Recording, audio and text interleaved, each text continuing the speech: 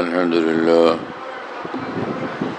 الحمد لله وكفى وسلام على عباده الذين اصطفى أما بعد فأعوذ بالله من الشيطان الرجيم بسم الله الرحمن الرحيم ألا إن أولياء الله لا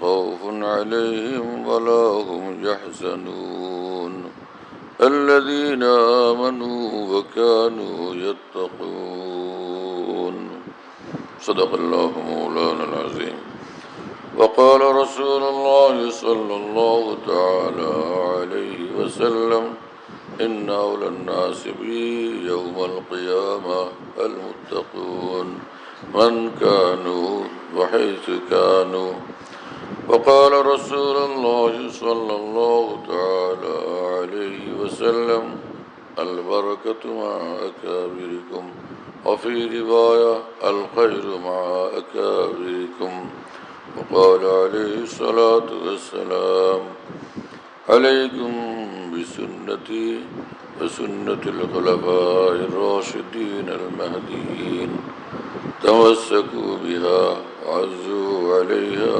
بالنواجذ وقال عليه الصلاة والسلام الطهور شطر الإيمان أو كما قال رسول الله صلى الله تعالى عليه وسلم আল্লাহ পাক জাল্লা জালালুহু আম্মা নাওয়ালুহু আমাদের সকলকে মাফ করে দেন, সব মুসলমানকে মাফ করে দেন।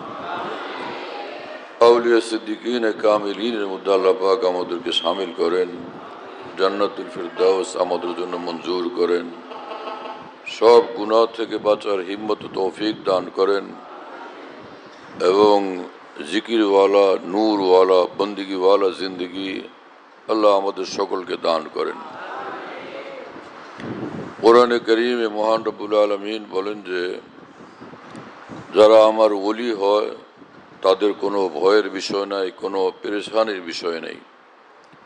আর ওলি তারা যারা ঈমানওয়ালা এবং গুনাহমুক্ত জিন্দগিওয়ালা, ওয়া কানু ইয়াত্তাকুন, যাদের জিন্দগি গুনাহ থেকে মুক্ত, তাকওয়ার উপর যাদের জিন্দগি, কানু ইয়াত্তাকুন, যেখানেই থাকে সব জায়গাতে আল্লাহকে রাজি রাখে, আল্লাহকে খুশি রাখে, আল্লাহ পাকের অসন্তুষ্টির রাস্তা থেকে বিরত থাকে। ভারতে এক বুজুর্গ ছিলেন, বড় আলেম দ্বীন এবং হযরত হাকিমুল উম্মত মাওলানা শাহ আশরাফ আলী থানভী রহমাতুল্লাহ খলিফা হযরত মাওলানা আসাদুল্লাহ সাহেব সাহারানপুর রহমতুল্লাহ আলী, তিনি বলতেন যে গো হাজারো শুগল है दिन रात में लेकिन আসাদ आपसे গাফিল नहीं। আল্লাহ দুনিয়াতে হাজারো ব্যস্ততা আমার আছে বটে, কিন্তু আপনার বান্দা আসাদ এক মুহূর্তের জন্য আপনার থেকে গাফিল থাকে না, বেফিকির থাকে না, বেখেয়াল থাকে না। যেখানেই থাকি হামেশা আপনার কথা ইয়াদ রাখি, আপনাকে স্মরণ রাখি, আপনাকে মহব্বত করি, আপনাকে ভালোবাসি, আপনার আনুগত্যের উপরে চলার চেষ্টা করি, এর বাইরে এক কদম না ফেলি, সে ফিকির আমার মধ্যে থাকে। গো হাজারো শুগল হ্যাঁ দিন রাত মে লেকিন আসাদ আপসে গাফিল নেই। আমার ভাই, আল্লাহর কসম, এইরকম জিন্দগি যার নসিব হয়ে যায়, এরকম অন্তর যার নসিব হয়ে যায়, সে ওলি আল্লাহ মানুষ। যে আমার শায়েখ আরিফ বিল্লাহ মৌলানা শাহ হাকিম মোহাম্মদ আখতার সাহেব রহমতুল্লাহ আলী বলতেন, हर सांस अपने मालिक पर फिदा करो, एक सांस के लिए भी अपने मालिक को नाराज न करो। প্রতিটি মুহূর্তে দুনিয়াতে এইভাবে জীবনযাপন করো যে আল্লাহকে নারাজ করবে না, আল্লাহকে খুশি রাখো। এক মুহূর্তের জন্য আল্লাহকে নারাজ না করো, আল্লাহর অসন্তুষ্টি থেকে বিরত থাকো।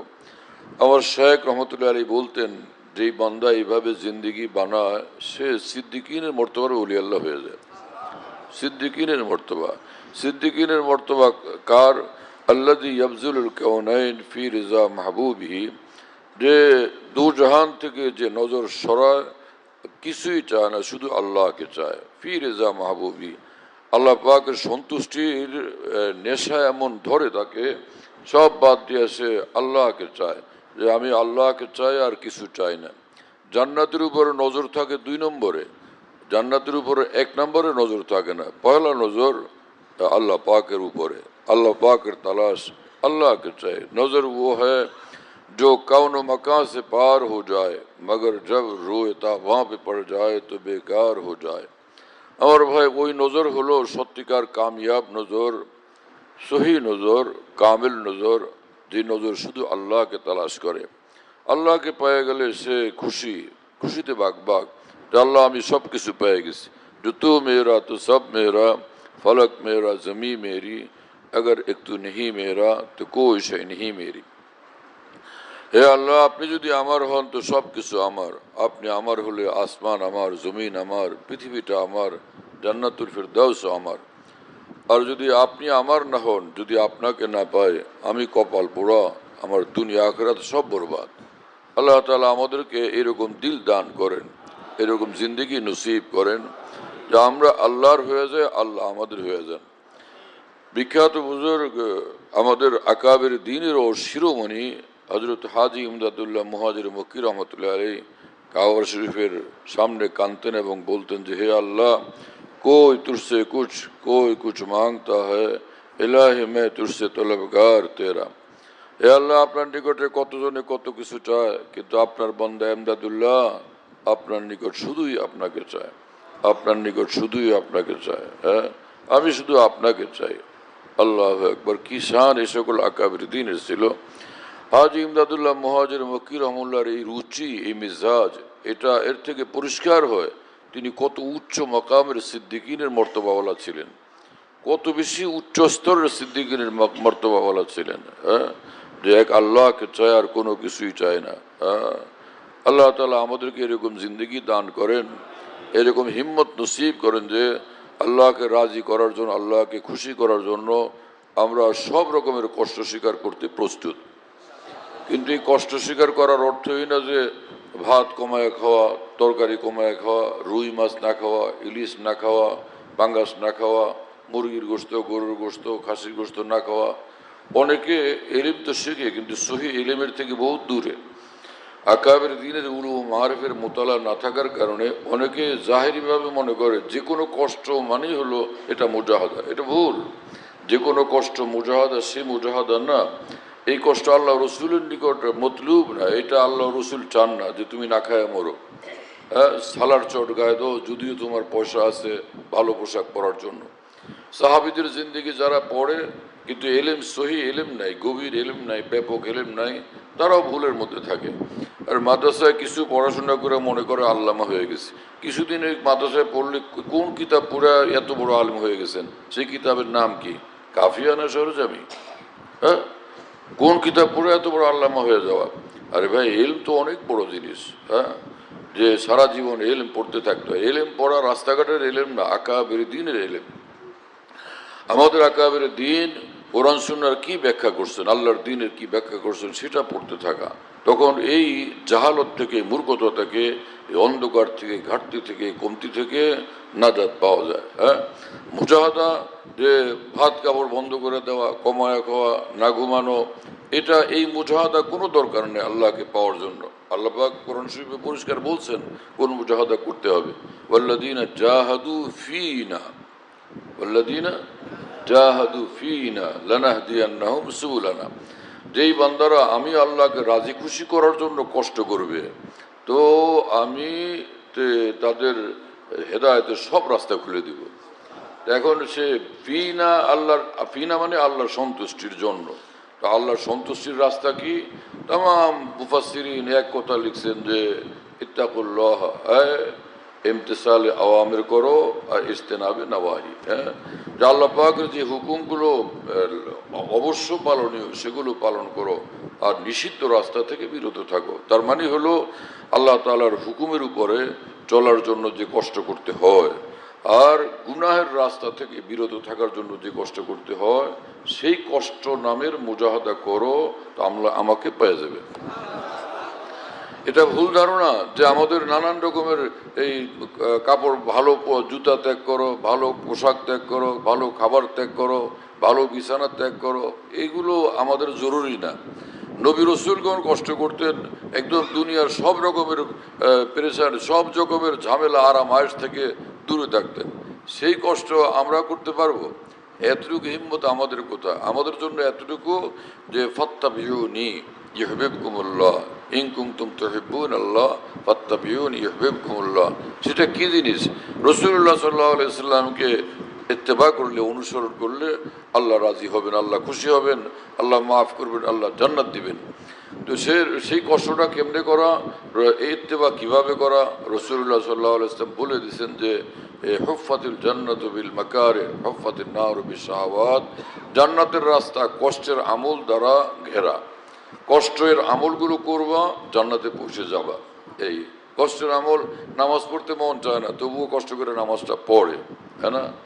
এইভাবে সে রমজানের রোজাগুলো রাখতে মনের মধ্যে মুশকিল লাগে যে গরম আর এত লম্বা সময় কেমনে থাকবো না খায়া, যে আল্লাহ ভরসা বিসমিল্লাহ রাখলাম, বাস সারাদিন কষ্ট হইতেছে, আল্লাহ খুশি হইতেছে, অন্তরে নূর দান করতেছে, আল্লাহ পাকের নৈকট্য নসিব হইতেই আছে মুহূর্তে মুহূর্তে। এই হলো কষ্ট করার রাস্তা। আমি আরও পরিষ্কার করি, কারণ কিছু ওলামা ইকরাম তারা বলবেন যে কেন আমাদের বুজুর্গানে দিন তো কিছু কষ্টের কথা বলছিলেন, আরও কিছু কষ্ট, যে পূর্বেকার বুজুর্গানে দিন যারা ছিলেন ওই জমানার কষ্টটা উদ্দেশ্য না, উদ্দেশ্য আল্লাহর দিকে মোতাওয়াজ্জে করা, আল্লাহর দিকে গতিশীল রাখা, অগ্রসরমান রাখা, ওটা হলো মাকসুদ বিজাত।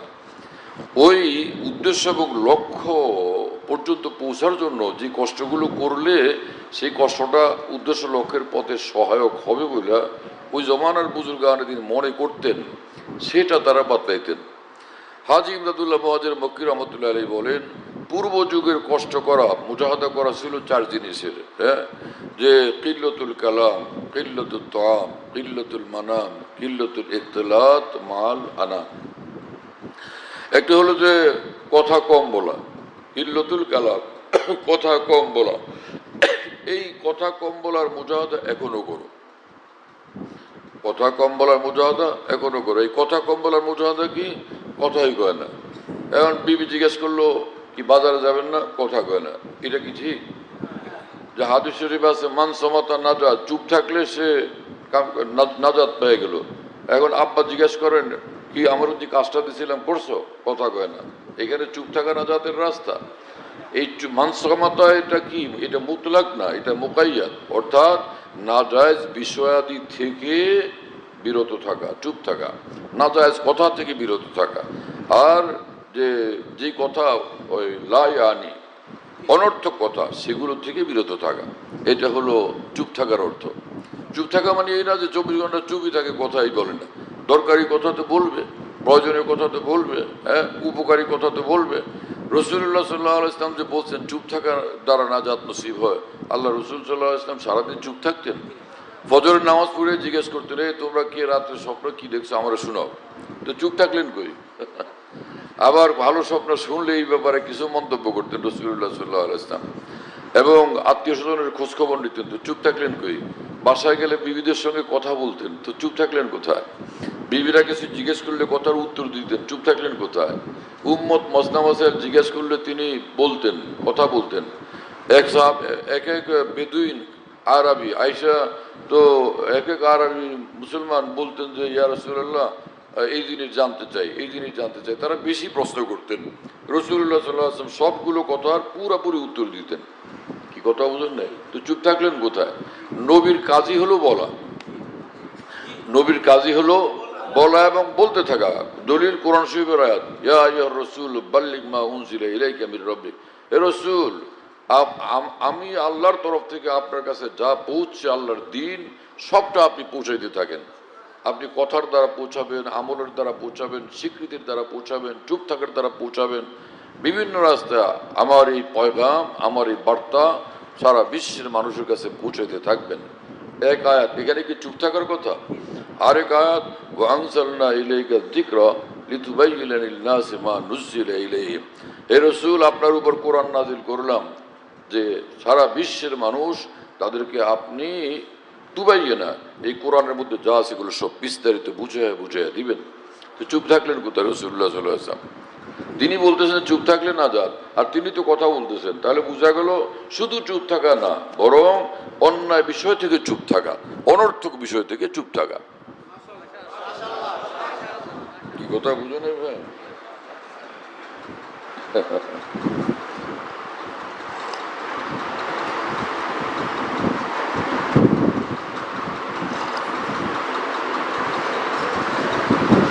আফসোসের বিষয় তো এই যে কোরআন শরীফের একটু তর্জমা পড়ে আর একটুখানি তাফসির করে হাদিসের একটু তর্জমা পড়ে আমরা মনে করি সব শিখে ফেলছি। এরকম থোড়াই, হ্যাঁ, আল্লাহ তাআলা দ্বীনের ইলমের গভীরতা আমাদেরকে নসিব করেন। সাহাবায়ে কেরাম রাদিয়াল্লাহু তাআলা আনহুর ইলম যদি কমও থাকতো, ইলমের গভীরতা থাকতো অনেক বেশি। ওয়া আমাকাহা ইলমান, এলমের ভিতরে তাদের ভীষণ গভীরতা থাকতো। আমাদের এলেম কালাম একদম ভাষা ভাষা, খালি কোনো রকম ওই মুসান্নিফিন যা সারহীন তর্জমা একটু করছেন, থোড়াসা ব্যাখ্যা করছেন, ওই পর্যন্তই, ওইটুকু মুখস্থ রাখতে জান যায়, হিমশিম খেতে থাকতে হয়। এই হলো আমাদের এলেমের অবস্থা। আর আমাদের আকাবের দিন একটা আয়াত পড়তেন, একটা হাদিস শরীফ পড়তেন, ঘন্টা ঘন্টা এর ব্যাখ্যা বলতেই থাকতেন। হাকিমুল ইসলাম কারি তৈয়ব সাহেব রহমতুল্লাহ আলাইকে দেখছিলাম, আমি তখন লালবাগ মাদ্রাসায় পড়ি, যে তখন ওই পুরানা পল্টন, ঢাকার যে স্টেডিয়াম না, ওর পাশে ছিল পুরানা পল্টন ময়দান। এই বিশাল বড় ময়দান, ওইটারও এখন বাসা নিয়ে স্টেডিয়াম বানাইছে। তো ওই সময় ওইটা ছিল সব রাজনৈতিক বিশাল বড় জনসভার ময়দান, এটা রাজনৈতিক মিটিংয়ের এবং সম্মেলনের ময়দান, বড় বড় ওয়াজ মাহফিলের ময়দান। ওইখানে বাংলাদেশের বড় বড় উলামা, মুহাদ্দিসিন, মুফতিয়ানে কেরাম, বুজুর্গানে দ্বীন সব আসছেন। হাকিমুল ইসলাম কারি তৈয়ব সাহেব রহমাতুল্লাহ বয়ান করছেন ওখানে, এইভাবে বয়ান করছেন, এই যে পায়ের উপর পা দিয়া এইভাবে পুরো একদম শুরু থেকে শেষ পর্যন্ত হযরত বয়ান করছেন। আলহামদুলিল্লাহ, বয়ান যারা শুনছেন ওখানে একটা আলেম ইলম হিসাবে আমারও উপস্থিতির তৌফিক ছিল, আল্লাহ তাআলা মেহেরবানি করছিলেন। তো বিরাট বড় উলামায়ে কেরাম সব নিচে, স্টেজের উপরে এই মাত্র ৮-১০ জন। তো যাই হোক, হাকিমুল ইসলাম কারি তৈয়ব সাহেব রহমাতুল্লাহ সেখানে আয়াত পড়লেন, ইন্নাল্লাযীনা আমানু ওয়া আমিলুস সালিহাতি সায়াজআলু লাহুমুর রহমানু উদ্দা। এই বাস এইটুকু আয়াত পড়ছেন, পড়ে ২ ঘন্টা সেখানে হযরত তাকরীর করছেন এক আয়াতের উপরে, বলতেই থাকছেন সুবহানাল্লাহ। আর এত বড় বড় উলামা মুহাক্কিকিনের সামনে কথা বলা মামুলি ব্যাপার ছিল, সুবহানাল্লাহ বিহামদি। ইলমের মধ্যে তাদের এত বরকত ছিল। হ্যাঁ, হযরত হাকিমুল ইসলাম কারি তৈয়ব সাহেব রহমাতুল্লাহ আলাইহি করাচিতে মাহফিলে বিশাল বড় সম্মেলনে বয়ান করতেছিলেন। সেই স্টেজের মধ্যে বসা ছিলেন আল্লামা আনোয়ার শাহ কাশ্মীর রহমাতুল্লাহর সুযোগ্যতম শাগরিদ হযরত আল্লামা ইউসুফ বিন্নুর রহমতুল্লাহ আলাইহি। ওখানে এই উপস্থিত শ্রোতাদের মধ্যে একজন ছিলেন হযরত বিন্নুরির শিষ্য, আমাদের সিলেটের হযরত মাওলানা কুতুবউদ্দিন সাহেব রহমতুল্লাহ আলাইহি। তিনি এই ঘটনার বর্ণনাকারী। তিনি বলেন যে হাকিমুল ইসলাম কারি তৈয়ব সাহেব রহমতুল্লাহ আলাইহি যখন বয়ান করতেছিলেন, আল্লামা ইউসুফ বিন্নুর রহমতুল্লাহ মধ্যখানে এক চিৎকার দিয়ে একদম স্টেজ থেকে পড়ে গেছেন। বলেন যে হযরত যখন পরের দিন হযরত বিন্নুরি সবকে আসছেন, বুখারীর সবকে, তা বলেন যে আমাকে হযরত অনেক আদর করতেন, আমি একটু মুখ পোড়া মানুষ ছিলাম, মুখ পোড়া। আমি হযরতকে বললাম যে হযরতজি, কালকে হাকিমুল ইসলাম কারি তৈয়ব সাহেব বয়ান করলেন, আপনার মতো এত বড় আলেম মানুষ এরকম চিৎকার দিয়ে আপনি স্টেজ থেকে পড়ে গেলেন, এটা একটা ভালো কথা নাকি? দেখতে কেমন লাগে? আপনি এরকম করছেন কেন? চিৎকার দিয়ে আর তো কেউ পড়ে না, আপনি পড়ে গেছেন। আরে দেখো, এই যে হাদিস, আয়াত হাদিস কোরআন উনি পেশ করেন, এগুলো আমরাও পড়ছি, কিন্তু আশ্চর্য এই মানুষ এইগুলোর এমন এক ব্যাখ্যা করেন যেটা আমাদের কোনোদিন আমরা কল্পনাও করতে পারিনি। এইটা কোত্থেকে আসে? এটা এলহাম যুগ আল্লাহ তাকে দেন, সেইটা বরদাস্ত করতে পারি না, এজন্য চিৎকার দিয়েছিলাম। তুই কি মনে করছিস? এরকম হযরত বিন্নুর রহমাতুল্লাহর এরকম হযরতের দিলে এরকম ছিল যে বড়রা এরকম বয়ান করলে হযরতের দিলে এত লাগতো যে হযরত বিন্নুরই বরদাস্ত করতে পারতেন না। আল্লাহ পাক তাদেরকে এরকম নূর ভরা দিল দান করছেন। কথা বুঝতেছেন প্রিয় বন্ধুরা? তো আমি ও এক প্রসঙ্গে বলতেছিলাম, 4 মুজাহাদা করতে হবে, কিল্লাতুল কালাম। পয়লাটা হলো যে কথা কম বলা। তো কথা কম, এখানে তো 2 ঘন্টা বয়ান। এখানে 2 ঘন্টা বয়ান। বুখারী শরীফের দর্শে তালবে ইলম সব হাজির, শেখুল হাদিসও হাজির। শেখুল হাদিসও বাইসা তালবে ইলম যখন পড়লো হাদিস, শেখুল হাদিস চুপ করে বসে আছেন, কথা বলে না। এইখানে কথা বন্ধ করে যাবে? তাহলে কথা কম কম বলার মানে কি? কিল্লতুল কালাম, কথা কম বলার মানে হলো যে যে গুনাহের কথা মুখ দিয়ে বের না হয়, গীবত বের না হয়, তাই না, গালিগালাজ বের না হয়, আর অনর্থক কথা, বেহুদা কথা এই জবান থেকে বের না হয়। হাকিমুল উম্মত মুজাদ্দিদুল মিল্লাত মাওলানা শাহ আশরাফ আলী থানভী রহমতুল্লাহ আলাইহি বলেন যে এক বুজুর্গ আরেক বুজুর্গের সঙ্গে দেখা করতে গেছেন, অন্য এক বুজুর্গের সঙ্গে দেখা করতে গেছেন, গিয়া ঘরের বাইরে থেকে সালাম দিছেন তো, এবং জিজ্ঞেস করছেন যে হজরত কোথায়? দরজা খোলে নাই কেউ, জিজ্ঞেস করলেন যে হজরত কোথায়? তো ভিতর থেকে আওয়াজ আসছে যে তিনি ঘরে নাই। বাইরের থেকে বুজুর্গ জিজ্ঞেস করলেন যে তিনি কোথায় গেছেন। এই অথচ ওনার উদ্দেশ্য ছিল দেখা, যদি ঘরে পাই দেখা করব, না পাইলে তাহলে আমি চলে যাব। কোথায় গেছেন এটা জানার দরকার ছিল না, কিন্তু তারপরও তিনি জিজ্ঞেস করে বসছেন তিনি কোথায় গেছেন। এই যে কথাটুকু বেশি হয়ে গেল, কারণ তার প্রয়োজনের চেয়ে বেশি হয়ে গেছে। অপ্রয়োজনীয় কথা, অপ্রয়োজনীয় কথা, অনর্থক কথা, অপ্রয়োজনীয় কথা। এই কারণে 30 বছর পর্যন্ত তিনি আল্লাহ নিকট কান্নাকাটি করছেন, যা আল্লাহ আমাকে মাফ করে দেন, আল্লাহ আমাকে মাফ করে দেন। বলি এই কথার জন্য 30 বছর কাঁদতে হবে কেন? এই জন্য কাঁদতে হবে যে কোরআন শরীফে রব্বুল আলামিন বলে দিচ্ছেন আমি আল্লাহকে খুশি করার জন্য, আমার ওলি হওয়ার জন্য, আর জান্নাতুল ফিরদাউস পাওয়ার জন্য রাস্তা হলো ওয়াদ আফলাহাল মুমিনুন আল্লাযীনা হুম ফি সালাতিহিম খাশিউন ওয়াল্লাযীনা হুম আনিল লাগবি মুরিদুন ওয়াল্লাযীনা হুম লিয-যাকাতি ফাইলুন ওয়াল্লাযীনা হুম লিফুরুজিহিম হাফিজুন। তাই না? আল্লাহ পাক জাল্লা জালালুহু ওয়া বলেন যে নিশ্চয়ই বান্দারা কামিয়াব, তারা জান্নাতও পেয়ে গেছে, আমি আল্লাহকে পেয়ে গেছে যারা নামাজ পড়ে এইভাবে, নামাজের মধ্যে গভীর মনোযোগ, গভীর মনোযোগ। হ্যাঁ, আল্লাযীনা হুম ফি সালাতিহিম খাশিউন, নামাজের মধ্যে গভীর মনোযোগ। সেটা কি জিনিস? তাফসীরে রুহুল মানিতে আল্লামা সৈয়দ মাহমুদ আলুসি আল বাগদাদি রহমতুল্লাহ লিখছেন যে খুশু মানে আত-তাজাল্লুল মা খাউফিন, আত-তাজাল্লুল মা খাউফিন ওয়া সুকুনিল লিল জাওয়ারি, ওয়া সুকুনিল লিল জাওয়ারি, যে আল্লাহর সামনে নিজেকে একদম মিটায় দিয়া থাকা, নামাজের মধ্যে নিজেকে পুরা মিটায় দিয়া থাকা, আর অন্তরে আল্লাহর ভয় থাকা, আর অঙ্গ প্রত্যঙ্গ সব যেন নামাজের আমলে মশগুল এবং শান্ত থাকে। অসুকুনিল লিল জাওয়ারি, যে অন্তরে আল্লাহর ভয়, অন্তরে আল্লাহর ভয়, অঙ্গ প্রত্যঙ্গ একদম নামাজের মধ্যে মশগুল এবং শান্ত, নামাজের বিপরীত কোনো কাজের মধ্যে নাই, এ হলো সুকুন। আর যে আত্তাজাল্লুল, একদম আল্লাহর সামনে নিজেকে আপাদ মস্তক একদম মিটে গিয়ে থাকা, আল্লাহ পাকের আজমত, আল্লাহ পাকের মহত্ব, আল্লাহ পাকের বড়ত্বের দ্বারা একদম নিষ্পেষিত হয়ে থাকা, একদম নিজেকে মিটিয়ে দিয়ে থাকা নামাজের মধ্যে। হ্যাঁ, এই হলো খুশু। এটা আল্লামা সৈয়দ মাহমুদ আলুসি বাগদাদি রহমাতুল্লাহ তাফসীর রুহুল মানিতে লিখছেন।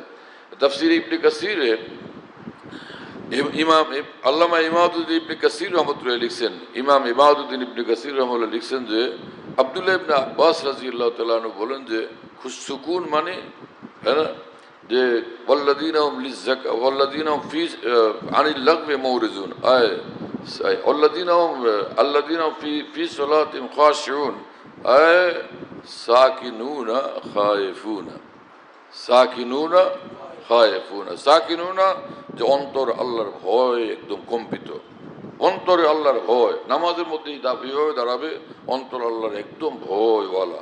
আর সাকিনুন, এবং মাথা থেকে পা পর্যন্ত কোনো অঙ্গ দ্বারা নামাজের বিপরীত কোনো কিছু না করা, চোখ এদিক সেদিক না তাকানো, যেখানে চোখ রাখার কথা সেদিকে চোখের নজর যেন থাকে।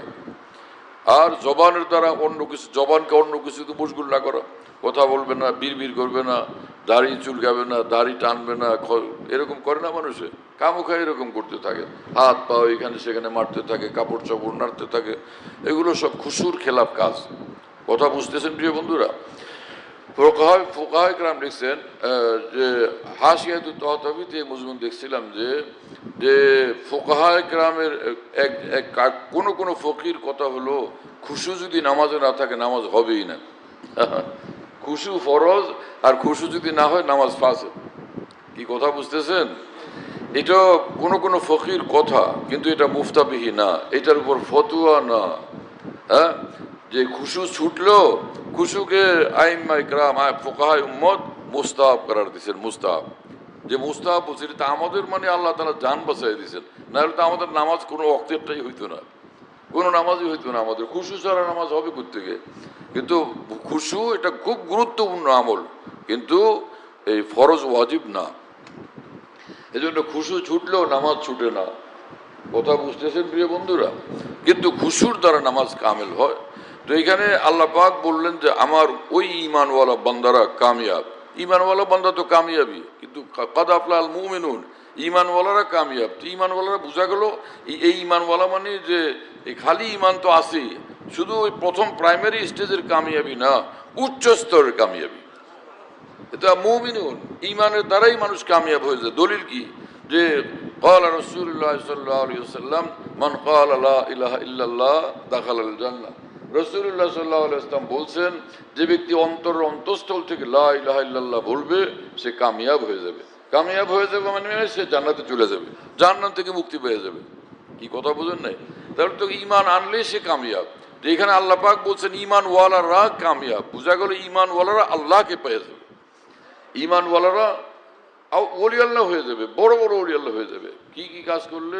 একটা হলো আল্লাযীনা হুম ক্বাদ আফলাহাল মুমিনুন আল্লাযীনা হুম ফি সালাতিহিম খাশিউন, নামাজের মধ্যে খুশু, নামাজের মধ্যে খুশু। এখন অনেক মানুষ এলেম আছে কিন্তু তারপরও খুশু বুঝে না। মনে করে যে সারা জীবন নামাজ পড়লাম, খুশু জীবনে অর্জন হয়নি। মনে করে যে খুশু মানে এক নিবিষ্টতা, মনোযোগের সাথে নামাজ পড়া মনে হয় যে একটা অসম্ভব বিষয়। এটা তো একটা বাজে কথা। কারণ কোরআন শরীফে আল্লাহ পাক বলছেন লা ইউকাল্লিফুল্লাহু নাফসান ইল্লা উসআহা। আল্লাহ পাক বন্দারে এমন কাজের দায়িত্ব দেন না যেটা বন্দার ক্ষমতার বাইরে। কি খুশু যদি বন্দার জন্য আমলযোগ্য বিষয় না হইতো, খুশুর হুকুম করতেনই না আল্লাহ তাআলা যে গভীর মনোযোগে নামাজ পড়ো, আর অঙ্গ প্রত্যঙ্গ যেন নামাজের মধ্যে শান্ত থাকে, নামাজের আমলে মশগুল থাকে, অন্য বিষয়ে মশগুল না হয়। এই আমলটা, এই কাজটা যদি অসম্ভব হইতো আল্লাহ এটার হুকুম করতেন না। যেমন নামাজে হাত বাঁধলাম, হাত কান পর্যন্ত উঠে হাত বাঁধলাম, এটা কি অসম্ভব? এটা অসম্ভব না। রুকু করা অসম্ভব? অসম্ভব না। সেজদা করা অসম্ভব? অসম্ভব না। আত্তাহিয়াত পড়া অসম্ভব? অসম্ভব না। তো নামাজের কোনো আমল অসম্ভব না, খুশুও অসম্ভব না। আর সবগুলো আমল আমরা যে করলাম, হাত এই পর্যন্ত অটোমেটিক উঠছে না আমি উঠাইছি? কান পর্যন্ত হাত কি অটোমেটিক উঠলো না আমি উঠাইলাম? বোঝা গেল আমি আমল করতে চাইলে আল্লাহ তৌফিক দিয়ে দেন। আমি যেটা করতে চাই আল্লাহ তৌফিক দিয়ে দেন। আমি রুকু করতে চাইছি, রুকু করতে পারি নাই, তা আমি করতে চাইছি, আল্লাহ পাক আমার এখতিয়ারভুক্ত, আমার ক্ষমতাভুক্ত এক একটা আমল। যে তাকবীরে তাহরিমা আমার ক্ষমতাভুক্ত, দাঁড়ায়া থাকা আমার ক্ষমতাভুক্ত, এবং রুকু করা আমার ক্ষমতার মধ্যে আছে, সেজদা করা আমার ক্ষমতার মধ্যে আছে, এবং আমি সেটা করি, আল্লাহ পাক আমাকে তৌফিক দিয়ে দেন। অনুরূপভাবে খুশু এমন একটা আমল, এইটা আমি করতে চাইলে নিঃসন্দেহে করতে পারবো, কোনোভাবে এটা অসম্ভব আমল না। এই কথা বুঝতেছেন প্রিয় বন্ধুরা? এটা এই জন্য আমি এগুলো পরিষ্কার করতে চাচ্ছি, এই জন্য যে অনেকে এই ব্যাপারে ভোগান্তির মধ্যে আছেন, সারাটা জীবন পরিষ্কারই হয় না। খুশু কি জিনিস? বলো যে নামাজ তো খুশুওয়ালা নামাজ আমি জীবনে পড়তে পারিনি। তাহলে এই লোকে এই কথা কি বলবে? সেজদাওয়ালা নামাজ আমি জীবনে কোনোদিন পড়ি নাই, রুকুওয়ালা নামাজ আমি জীবনে কোনোদিন পড়ি নাই, আত্তাহিয়াতওয়ালা নামাজ আমি জীবনে কোনোদিন পড়তে পারি নাই। কোনো মানুষ এই কথা বলবে? তাহলে আল্লাহ পাক যে হুকুমগুলো করছেন সবটা নামাজের মধ্যে ছিল আপনার, কিন্তু খুশুর কথা হুকুম করছেন যে সেটা নামাজে থাকলো না কেন? না বুঝার কারণে। সেটা না বুঝার কারণে।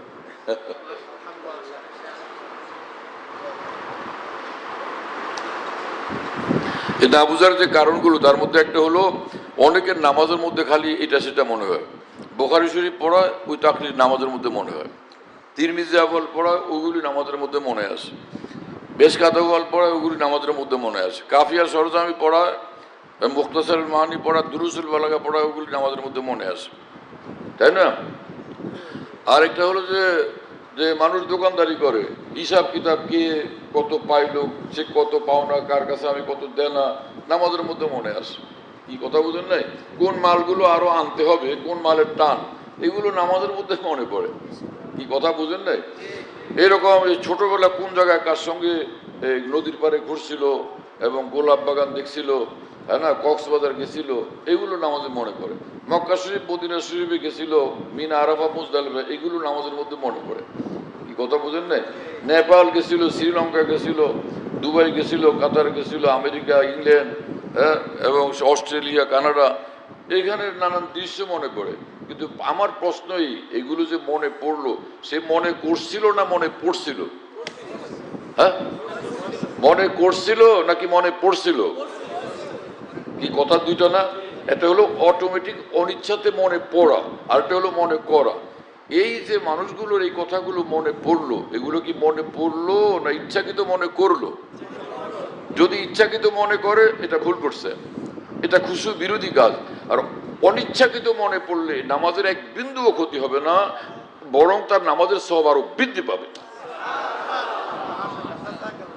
কি কথা বুঝতেছেন? কেন নামাজের সওয়াব বৃদ্ধি পাবে? এই লোক ওই সময় কষ্ট পায়, আর এগুলো কি মনে হলো, কষ্ট পায় কি পায় না? কষ্ট লাগে না তার কাছে? এইটা একটা, আমি নামাজ পড়তে আসলাম, আমার আমল নাই, কিছু নাই, একটু নামাজটাই পড়ি কোনো রকম, তাও যদি এত আজে বাজে কথা মনে আসে, আহারে তাহলে কি নামাজ পড়লাম? তখন তার মনে কতটা কষ্ট হয়, কতটা ব্যথা লাগে। এই জন্য কি আমি আসছিলাম, তার কষ্ট লাগাই প্রমাণ যে সে এগুলো ইচ্ছাকৃত মনে করে নাই, অনিচ্ছাকৃত মনে পড়ছে। আর অনিচ্ছাকৃত ভাবে যেটা ঘটে, আল্লাহ পাক বলছেন সেটার জন্য বান্দা কোনোভাবেই দায়ী না। কি কথা বুঝে আসছে? অনিচ্ছাকৃত যেটা ঘটে সেটার জন্য বান্দা দায়ী না। আমার ভাইয়ের কথা পরিষ্কার হয়েছে? আমি আপনাদেরকে পরিষ্কার বলি, হাকিমুল উম্মত মুজাদ্দিদুল মিল্লাত মাওলানা আশরাফ আলী থানভী রহমতুল্লাহ আলাইহি মস্ত বড় ফকিহ ছিলেন, মস্ত বড় মুহাদ্দিস ছিলেন, মস্ত বড় আলেমে দ্বীন ছিলেন, এবং বিগত হিজরি চতুর্দশ হিজরি শতাব্দীর মুজাদ্দিদে কামেল ছিলেন। হযরত হাকিমুল উম্মত থানভী রহমতুল্লাহ আলাইহি বলেন যে অনিচ্ছাকৃতভাবে যদি নামাজের মধ্যে এরকম আজে বাজে কথা হাজারো মনে আসে, তার দ্বারা নামাজের বিন্দু মাত্র ক্ষতি হবে না, বরং তার নামাজের সওয়াব দ্বিগুণ হবে। একটা হলো তার নামাজের সওয়াব, নামাজ পড়ার সওয়াব, আরেকটা হলো ওই বাজে কথা মনে আসার কারণে কষ্ট সহ্য করার সওয়াব। কি কথা বুঝে আসছে? তাহলে এখন এখন খুশুর সাথে নামাজ পড়া মুশকিল হবে না সহজ? সহজ হবে না? খুশু কি জিনিস? অন্তরে ভয় থাকা। নামাজের মধ্যে যখন মুসল্লি দাঁড়ায়, আল্লাহর ভয়ে দাঁড়ায় না গায়রুল্লাহর ভয়ে দাঁড়ায়? আল্লাহর ভয়ে দাঁড়ায় না চেয়ারম্যানের ভয়ে দাঁড়ায়? আল্লাহর ভয়ে দাঁড়ায় না প্রধানমন্ত্রীর ভয়ে দাঁড়ায়? আল্লাহর ভয়ে দাঁড়ায় না কোনো খতিব সাহেব হুজুরের ভয়ে দাঁড়ায়? সে নামাজে গেল এবং দাঁড়াইলো, এটা প্রমাণ সে আল্লাহর ভয় নিয়ে দাঁড়াইছে। অন্তরে আল্লাহর ভয় তো তার আছে। এই কথা বুঝেন নাই? যে আল্লাহর ভয়টাকে অন্তরে জাগ্রত রাখা, এবং সেটা প্রমাণ হবে এইভাবে যে সে চোখ দিয়ে এদিক সেদিক দেখতেছে না, তো বোঝা গেল পুরোপুরি ভয় করছে। আর যদি এক একবার দেখছে তো বোঝা গেল ভয় তো ছিল, এই জন্য নামাজও দাঁড়াইছে, কিন্তু ভয়ের মধ্যে একটু কমই আছে, এটুকু ঠিক করা দরকার। কি কথা বুঝেন? আরেকটা হলো কাপড় চোপড় নাড়তে থাকা, এরকম না করি। হাত পা টিপতে থাকা খামোখা, এরকম না করি। হ্যাঁ, এইভাবে দাড়ি টাড়ি ধরা, আবার দাড়িটাকে ঠিক করা, এরকম করা, এগুলি না করি। হ্যাঁ, আর যদি অনিচ্ছাকৃত, আর নামাজের মধ্যে যদি চুলকানি উঠে এইরকম ভাবে যে এই চুলকানিটা না চুলকাইলে আমি মনোযোগের সাথে নামাজটা পড়তে পারবো না, তো মনোযোগের সাথে পড়া এটা খুশু। আর এটা এখন নির্ভর করে আমার চুলকানিটার উপরে, তাহলে ওই জায়গাটা হালকা একটু চুলকানি নিলে খুশু বিরোধী না। তা তবে এখানে যে জায়গায় ধরছেন চুলকাইতে, ওইখানে ধরে খালি চুলকাই নিবেন, যে কবার লাগে। কথা বুঝেন নাই? হাত আলগা করলে এটা একবার হয়ে গেল। হাত যদি আলগা করে ফেলেন তাহলে একবার হলো, আবার চুলকাইতে শুরু করছেন দুইবার হয়েছে, আবার আলগা করে ফেলেন, এই এখন আবার চুলকাইতে রয়েছে তিনবার হলো। এইটা করেন না, বরং একটু চুলকায় নেন যাতে চুলকানিটা শেষ হয়ে যায়। যে এইভাবে চুলকাবেন যে নামাজের বাইরে যেভাবে চুলকায় একদম এরকম ছোলাছুলি করে, সেইভাবে না, হালকা সতর্কভাবে একটু এইভাবে চুলকায় নেওয়া, যে যাতে করে আমার নামাজের মনোযোগ রক্ষা করাটা সহজ হয়ে যায়। এইরকম এটা খুশু বিরোধী কাজ না। মশা, অনেকে মশা কামড়ে দিয়ে থাকে, চুপ করে বসে আছে, এটাও ঠিক না। সাপও যদি সামনে আসে, সাপ যদি সামনে আসে, তখন ফেকার কিতাবে আছে সাপের এরকম একটু ধমক টমক দাও, মানে এরকম হাত দিয়ে ইশারা বিশারা দেওয়া যাতে ও ভয় পায়, এটাও কোনো নিষেধ না। এমনকি আপনার পাশে লাঠি থাকলে একটা পিটান দিয়ে দিলে এটাও নামাজ বিরোধী না, এটাও খুশু বিরোধী না। কি কথা বোঝেন নাই? কিন্তু নামাজের মধ্যে পিটান দিলে এমন পিটান দিতে হবে এক পিটানে যেন ও শেষ হয়ে যায়। কথা বুঝেন? এক পিটানের জন্য ও শেষ হয়ে যায়।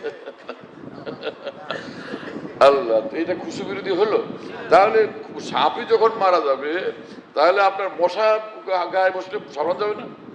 আরো আগেই সরান যাবে। আর না হলে মশা কামড়ালে এই যে কষ্ট, আর এই যে চুলকানো শুরু করে মশার কামড়ানির জায়গাতে, তখন কি নামাজের মনোযোগে ব্যাঘাত হয় না?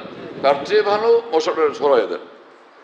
আর যদি মাইরেও ফেলেন একটা থাপ্পড় দিয়ে, এটা কোনো গুনাহ হবে না, নামাজের খেলাফ হবে না, নামাজের খুশুর খেলাফ হবে না।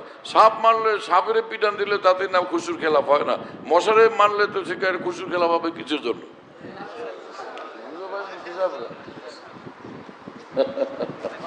আল্লাহ তাআলা মাফ করেন। এই বিষয়টা নিয়ে অনেকেই পেরেছেন, এই জন্য আলহামদুলিল্লাহ এটা আলোচনা হইতেছে, মনে হবে যে সকলের ফায়দা হবে আল্লাহর রহমতে।